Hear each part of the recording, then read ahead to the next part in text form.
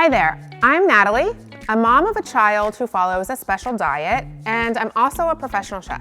So I know how challenging it can be to come up with creative meals that satisfy when you're following a low-protein diet.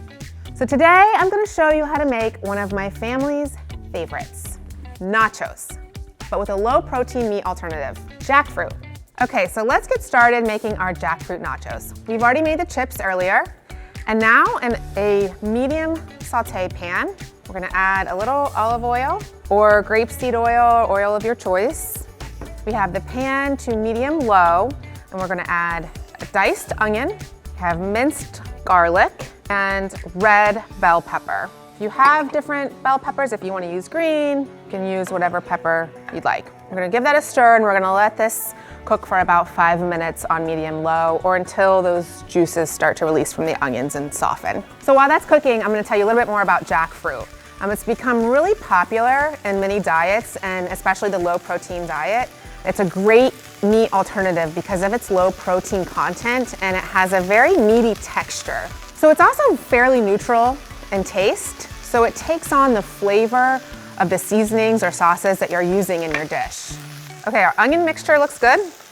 We're gonna add our jackfruit now, and you always wanna make sure you check your labels. Some prepackaged jackfruit can have added ingredients or protein, so always make sure you double check that. This is jackfruit from a can that we've drained.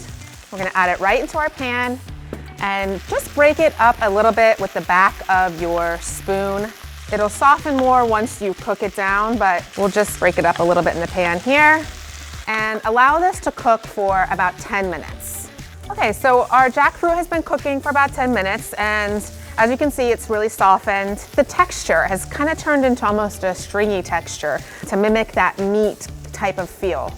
So at this point, we're going to add some seasonings. We have chili powder, cumin, and oregano. Some nice spices that we're going to just cook another minute or two to let them bloom or kind of release some of those flavors in toast. Once you stir that around for a minute or two, we will add tomato puree. We have a little brown sugar for sweetness and chopped tomatoes. Okay, so we're gonna let this simmer for another 10 minutes so these flavors merge.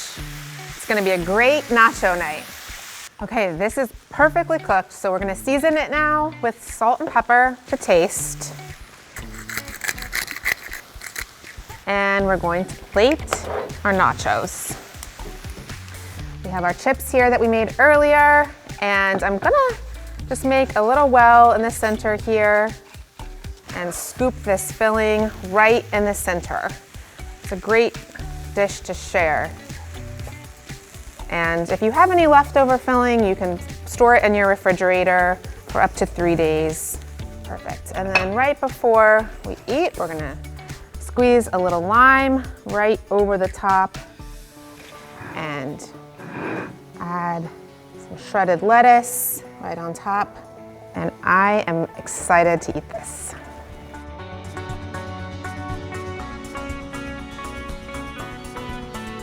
For more low-protein recipes and tips, check out nutritionmetabolics.com.